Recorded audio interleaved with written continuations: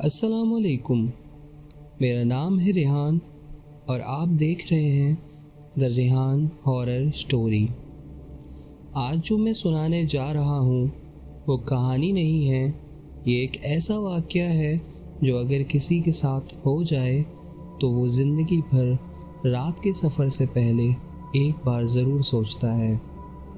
इस कहानी में ना कोई चेहरा याद रहेगा, ना कोई आवाज़, बस एक रास्ता जो इंसान को वहीं छोड़ देता है जहां उसका होना सही नहीं होता। मुदस्सिर बिजनौर का रहने वाला एक सीधा साधा शांत स्वभाव का लड़का था। घर में 3 भाई और 1 बहन थे और मुदस्सिर सबसे बड़ा बेटा था, इसलिए घर की जिम्मेदारी भी उसी पर ज़्यादा थी। उनके पास गांव में ज़मीन और खेती थी, लेकिन घर की मदद के लिए मुदस्सिर दिल्ली के प्राइवेट कंपनी में काम करता था। दिल्ली में उसने एक छोटा सा रूम किराए पर ले रखा था और वहीं अकेले रहा करता था। मुदस्सिर के पास एक बाइक थी और वो ज़्यादातर बाइक से ही सफ़र किया करता था। उसके घर में एक रिश्तेदार की शादी थी। घर वालों ने पहले ही कह दिया था जल्दी पहुंच जाना। ऑफिस से छुट्टी मिली, शाम हो चुकी थी। मुदस्सिर ने ज़्यादा सोचा नहीं, उसने बैग उठाया, हेलमेट पहना और निकल पड़ा। पहले कुछ घंटे सब बिल्कुल ठीक था। रात गहरी होती जा रही थी। कुछ देर बाद रोड पर एक जगह आई जहां 2 रास्ते निकलते थे। एक सीधा चला जाता था, एक लेफ्ट की तरफ मुड़ता था। मुदस्सिर को लेफ्ट लेना था, वो ये जानता था, लेकिन वो मुड़ा नहीं। उस वक्त उसके दिमाग में एक बार भी नहीं आया कि मैं गलत रास्ते पर जा चुका हूँ। जैसे किसी ने उसके दिमाग को सिर्फ एक काम दे दिया हो, चलते रहने का। वो सीधा चला गया। बाइक चल रही थी, रोड खाली थी, इसलिए उसने स्पीड भी कम नहीं की। उसे याद भी नहीं कि उस पल उसने फ़ोन देखा या नहीं। उस रात फ़ोन उसकी ज़िंदगी का हिस्सा ही नहीं था, बस बाइक और रोड। काफ़ी देर तक वो चलता रहा, फिर धीरे धीरे उसे अजीब सा लगना शुरू हुआ।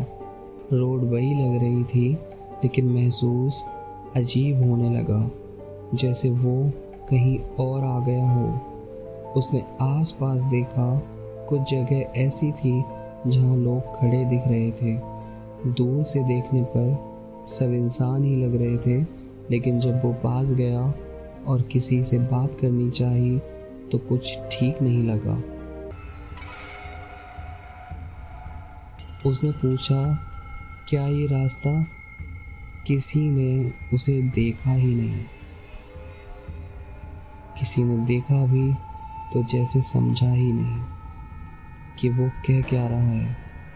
किसी का चेहरा साफ याद नहीं, बस इतना याद है कि वो सब इंसान जैसे थे, लेकिन वो बहुत अजीब थे।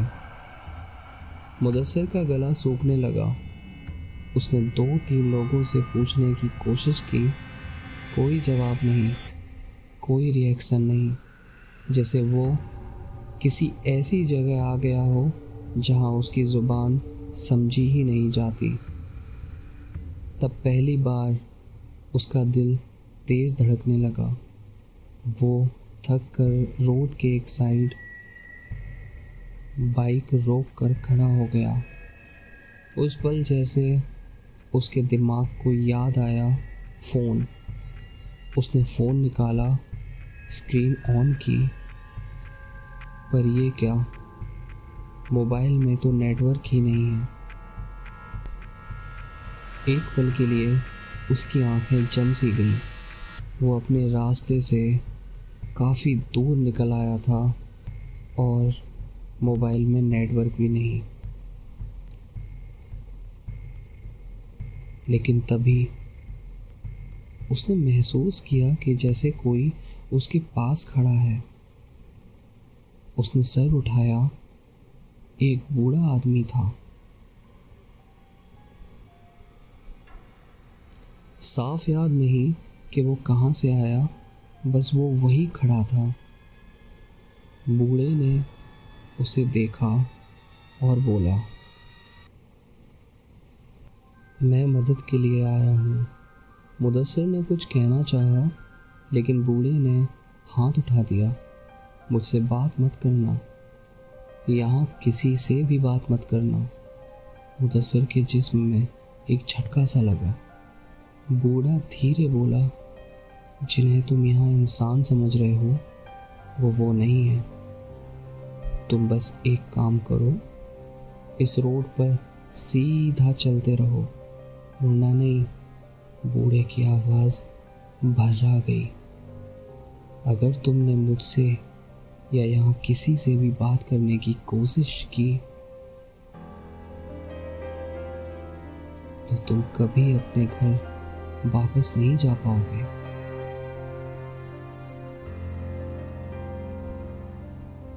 बूढ़े के इतने कहते ही मुदस्सिर ने एक पल भी देर नहीं की। उसने कोई सवाल नहीं पूछा, ना पीछे देखा, ना ये सोचा कि वो कौन था। बाइक स्टार्ट करते वक्त उसके हाथ कांप रहे थे, लेकिन जैसे ही उसने एक्सीलेटर दिया, उसे पहली बार एहसास हुआ कि वो बिल्कुल अकेला है।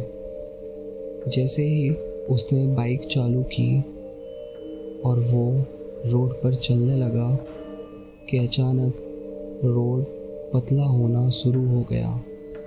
दोनों तरफ घने जंगल शुरू हो गए। पेड़ इतने बड़े थे कि हेडलाइट उनकी जड़ तक पहुंचकर वापस आ जाती थी। उन पेड़ों के बीच से अंधेरा ऐसे झांक रहा था जैसे कोई चुपचाप देख रहा हो। रोड के एक साइड गहरी नदी बह रही थी। पानी की आवाज़ सुनाई नहीं दे रही थी, लेकिन उसकी मौजूदगी महसूस हो रही थी, जैसे एक लंबी काली लकीर रोड के साथ साथ चल रही हो। मुदस्सिर को लगा अगर ज़रा सी भी गलती हुई तो सीधा नदी में जा गिरेगा। उसने स्पीड कम नहीं की। उस वक्त उसे ये भी याद नहीं था कि वो कितनी देर से चल रहा था। ना कोई गाड़ी मिली, ना कोई लाइट, ना कोई गांव, सिर्फ जंगल और टूटा हुआ रोड और हवा जो पेड़ों से टकरा कर अजीब सी आवाज़ बना रही थी। कभी कभी ऐसा लगता जैसे कोई पेड़ के पीछे से रोड की तरफ बढ़ रहा हो। मुदस्सिर ने साइड में देखना बंद कर दिया। उसकी नज़र सिर्फ रोड पर थी। उसका मुंह लगातार हिल रहा था। वो आयतुल कुर्सी लगातार पढ़ रहा था। कभी आवाज़ तेज़ हो जाती, कभी सांस के साथ टूट जाती, लेकिन एक पल के लिए भी उसने आयतुल कुर्सी पढ़ना बंद नहीं किया। उसका दिल इतनी तेज़ धड़क रहा था कि वो महसूस कर पा रहा था। और फिर दूर कहीं एक रोशनी दिखी। पहले उसे लगा शायद आँखों का धोखा है, लेकिन जैसे जैसे वो आगे बढ़ा वो रोशनी बड़ी होती गई। हाँ, वो एक स्ट्रीट लाइट थी। उस वक्त मुदस्सिर के सीने पर जैसे किसी ने बोझ हटा दिया हो। जब रोड थोड़ी चौड़ी हुई और पेड़ पीछे हटने लगे, तब उसने पहली बार गहरी सी सांस ली। और तब उसकी नज़र सामने लगे एक बोर्ड पर पड़ी, जहाँ पर लिखा हुआ था कि मेरठ आपका स्वागत करता है। उसने बाइक स्लो कर दी। वो जगह उसे पहचानी लग रही थी। हाँ, ये वही शहर था जहाँ वो पहले भी कई बार आ जा चुका था। उस पल जैसे रात पीछे छूट गई हो। फ़ोन में नेटवर्क आ गया, सब नॉर्मल लगने लगा। मुदस्सिर बिना रुके घर पहुंच गया। घर वालों ने पूछा, इतनी देर क्यों हो गई, फ़ोन क्यों बंद था?